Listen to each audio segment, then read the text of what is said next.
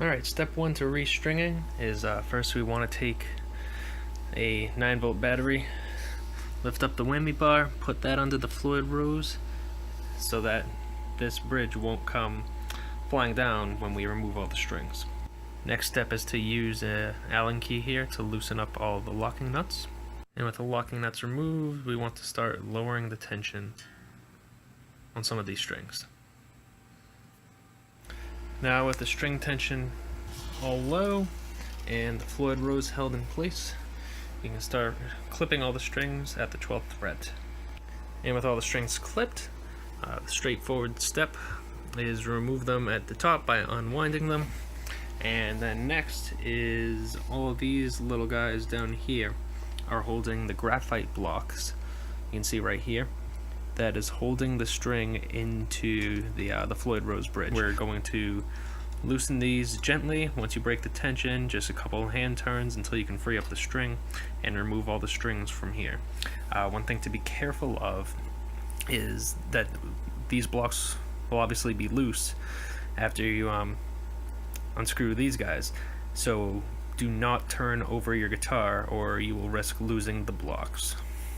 Alright, so we've got the top strings removed, and actually what we can do is if you plan on cleaning up the guitar, polishing up the body, and you want to do that before you restring it, what we can actually do is clip all the strings nice and close down here and keep all of these tight, because then we won't risk having the blocks loosen up.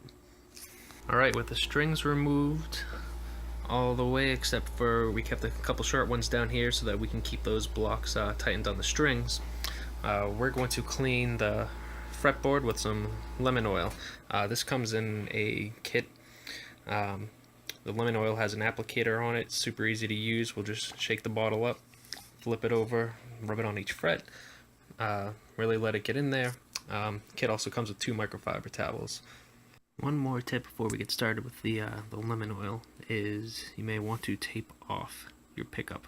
After I apply the oil, I've only waited probably about 60 seconds and just first getting the oil around the entire fret, working it in, and then getting sort of my nail in the rag and then making sure I get the edge of all the frets. Just like that. Going over the frets themselves, the oil won't hurt it.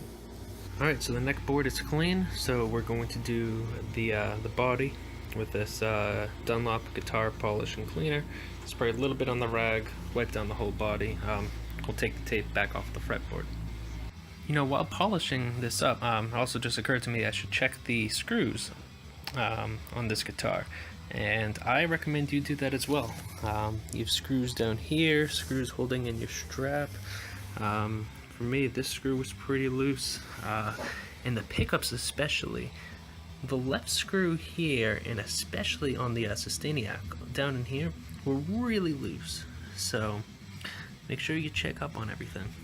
So once you're done polishing the guitar, next thing you want to do is unscrew and take off this back plate, and you'll probably want to clean up in here. And hope you don't see what I see immediately, is that these are not equally screwed in, which means the tension on the Floyd Rose is just all messed up right now. So we're going to fix that up later as well, make sure these are at equal lengths. Alright, so now mentioned as before, we loosened up these guys a little bit at a time just to break the strings free from these graphite blocks.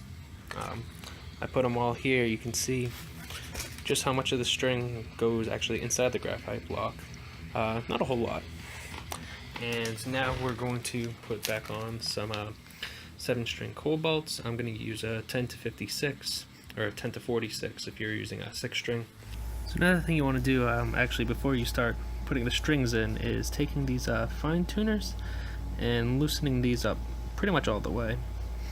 Because what this is going to do for you is when you restring the guitar, most of your strings are going to fall flat, and you want to be able to have as much sharpening capability as you can for these strings. Basically what we're going to do for all the rest of the strings is cut kind of right where the winding ends on the string and cut the ball end off. So another tip I have is early on when you're putting the strings in here and tightening this up, some people say to only hand tighten it for now and then tighten it up later. I'm here to say tighten it up pretty damn snugly, because what happened to me, after I finished the B string here, the G string, as I went to tug on these to stretch them out a little bit, G string just popped right out of its socket here.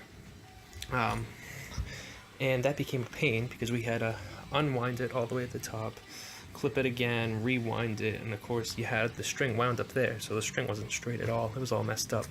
So you see, I'm doing the high E string right now, and I made sure this was pretty damn taut, just so that it doesn't pop out as we're working on stretching these strings out.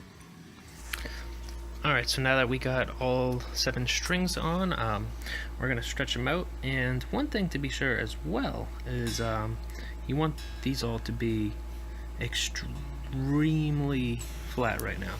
Because remember, we have the 9-volt or whatever you put sitting under the Floyd Rose. And what we're going to have to do in a second is push the whammy bar up, take out the battery, let the Floyd Rose down, and you can see how far up it is off the body, which means these strings are all gonna get real taut real quick. So you want all these to be pretty loose right now. Alright, so I did just that. I pushed on the whammy bar, took out the 9-volt, let down the Floyd Rose slowly, and everything is still extremely flat, which is good, because in my case you can see the Floyd Rose does not sit flush with the body, which means there's too much tension in it. We're going to have to loosen it up a little bit through the back of the guitar. Basically, if your Floyd Rose is sitting up like that, then you're going to want to take these 2 screws and unscrew them a little bit, so to the left a little bit. Whereas if your Floyd Rose was sinking into the body a little bit, then you would want to tighten these 2 screws. Alright, once you have tuned and retuned your guitar over and over and over, adjusting the spring tension until the Floyd Rose is flush with the body of the guitar. Look how perfect that is. Then it'll be time to, play it a little bit, stretch out the strings, and in the end, get the coarse tuning just a little flat, because if you remember from before, what we do with these, we raise all these up, so all these can do is sharpen notes right now. So we'll get the notes just a little bit flat, put the locking nuts back on, and then the last step is just keep playing, sharpen up the notes as they come out of tune. Some are going to require a little more than others. And then after an hour or so of playing, everything should be perfect, stay in tune. And my last tip in regards to tuning is what you want to do is tune opposite sides first and work your way into the strings. So basically high E, low A, B, E, G, A, and lastly D. And the reason for this is because if you start tuning either one way or the other, then what's going to happen is you're adding more tension on one side first, and then you're going to be working on the tension on the other side last. What's going to happen as you increase the tension on this side, you're going to lower the tension on this side. So what's going to happen is, say you tune this direction, you get the E all tuned up, you finally get to the A, and then you play the E again, you're going to hear the E is really flat again. So the way to counteract that is put a little bit of tension on each side, work your way in evenly. Then everything will come a little flat when you're done tuning, but then you repeat, sharpen up again, and everything will stay in tune.